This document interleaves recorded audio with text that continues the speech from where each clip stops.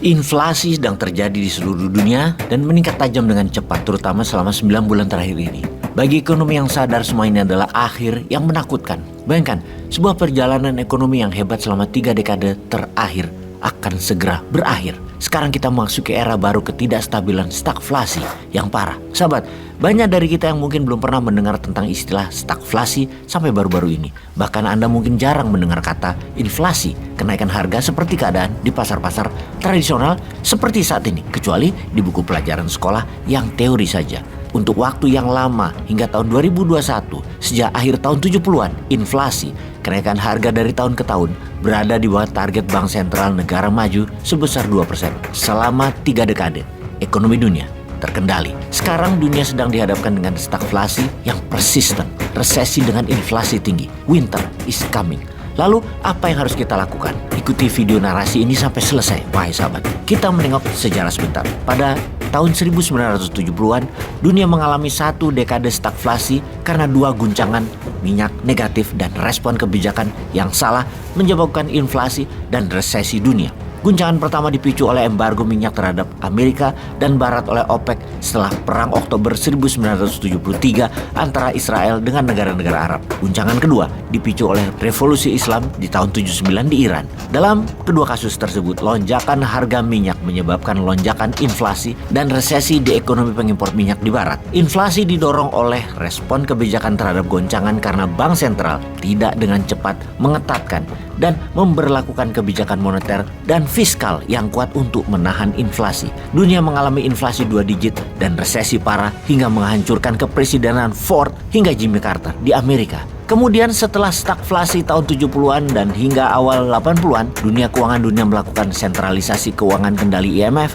dan strategi kendali suku bunga yang sukses yang dicirikan oleh inflasi yang rendah di negara-negara maju. Pertumbuhan ekonomi yang relatif stabil dan kuat dengan resesi yang pendek diatasi dengan permainan uang mudah atau quantitative easing dan uang ketat dalam quantitative tightening. Strategi keuangan memainkan bunga dan uang beredar tadi mulai retak ketika krisis keuangan di Amerika dan sebagian dunia di tahun 2008. Belum pulih seutuhnya, terjadi peningkatan tajam masalah keuangan dunia di tahun 2017 dengan perang dagang Amerika-Tiongkok. Kemudian pecah juga menjadi krisis keuangan dunia yang kemudian menjadi resesi ketika COVID di tahun 2000 dan kemudian saat ini meledak dengan perang Rusia di Ukraina. Suhu ekonomi dunia kali ini berbeda. Inflasi yang meningkat sejak tahun 2021 menimbulkan banyak pertanyaan serius dan penting bermunculan diperdebatkan oleh para ekonom, para pembuat kebijakan, dan para investor. Apa sifat inflasi kali ini? Seberapa panjang periodenya? Apa kebijakan yang tepat yang harus dilakukan karena semua yang selama 30 tahun dilakukan, memainkan uang beredar, tinggi rendahnya bunga, kuat lemahnya dolar, semua saat ini tidak jalan, tidak efektif. Dunia tetap inflasi tinggi, daya beli terus menurun. Apakah era keuangan IMF sudah akan berakhir? Apa yang harus dilakukan dengan telah terjadinya inflasi dan stagflasi kali ini? Kita jelaskan apa itu stagflasi. Stagflasi adalah stagnannya, diam pertumbuhan ekonomi dengan inflasi tinggi. Atau dengan kalimat lain, kondisi ekonomi dalam pertumbuhan ekonomi yang melemah, daya beli turun, angka pengangguran yang tinggi. Ini semua terjadi gabungan dari banyak hal dan berbeda dengan peristiwa ekonomi dunia yang telah berlalu. Kali ini baru lagi. Salah satu unsurnya misalnya perang Rusia di Ukraina yang mengganggu perdagangan energi, makanan, pupuk, logam industri, dan komoditas lainnya. Pemisahan Amerika sekutu dengan Tiongkok semakin menajam di semua dimensi perdagangan seperti barang, jasa, modal, tenaga kerja, teknologi, data, dan informasi, juga politik kawasan masalah Taiwan. Ditambah lagi OPEC Plus memainkan harga minyak untuk selalu tinggi. Apa yang dilakukan Amerika kemudian ternyata tidak membuat ekonomi lebih baik dengan strategi menaikkan suku bunga dolar. Dolar karenanya telah sepenuhnya dipersenjatai untuk tujuan strategis dan keamanan nasional Amerika, bukan untuk menyelesaikan masalah dunia. Posisi dolar sebagai mata uang global utama mulai menurun. Sistem perdagangan dunia juga rusak parah karena sanksi ekonomi terhadap Rusia meningkatkan biaya transaksi perdagangan ke nilai yang tidak pernah terbayangkan sebelumnya. Jadi seperti tahun 70-an, keadaan saat ini di tahun 2022 sama, guncangan negatif yang terus-menerus dan berpeluang menghasilkan stagflasi. Selain itu, rasio hutang yang tinggi akan menciptakan kondisi krisis utang yang tidak stabil, yaitu yang terburuk dari tahun 70-an dan yang terburuk dari periode pasca krisis keuangan global. 5 tahun ke depan mungkin merupakan krisis utang stagflasi yang belum pernah kita lihat sebelumnya. Jadi apa yang harus kita lakukan untuk menghadapi tahun kegelapan 2023? Ada 8 hal yang harus Anda lakukan sekarang. 1. Cash is king.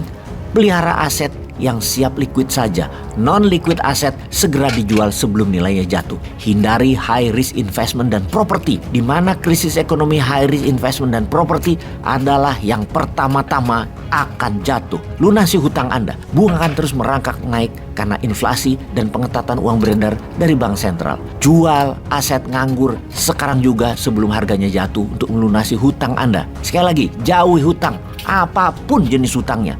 Kemudian tabunglah sekarang sebanyak mungkin kebutuhan Anda dan keluarga selama 1 tahun. Anda tidak akan tahu seberapa lama winter kali ini. Pada krisis 2023 kali ini, pengamat ekonomi memperkirakan setidaknya minimum 3 tahun untuk recovery penyembuhan ekonominya.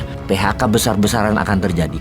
Banyak resiko pendapatan tetap akan hilang. Kemudian kita lanjut, nomor 5. Lindungi diri Anda dan keluarga dengan asuransi kesehatan, asuransi jiwa, kemudian letakkan uang Anda di emas. Logam mulia adalah aset. Efisiensikan pengeluaran. Hemat apa yang bisa dihemat, dari operational expense hingga gaya hidup. Dan kita lanjutkan. Jangan menangkap pisau jatuh. Don't ever catch the falling knife. Akan mulai bermunculan aset-aset murah karena owner-owner pada butuh uang. Atau harga saham murah. Juga harga kripto yang lagi turun. Jangan tergoda karena tidak bisa diprediksi seberapa dalam jurang kejatuhan harga-harga aset tersebut dan sulit untuk memprediksi kapan harga aset tersebut akan naik lagi. Jangan rakus sahabat. Terakhir, jaga kesehatan psikologi dan biologi Anda. Salam sehat 2024.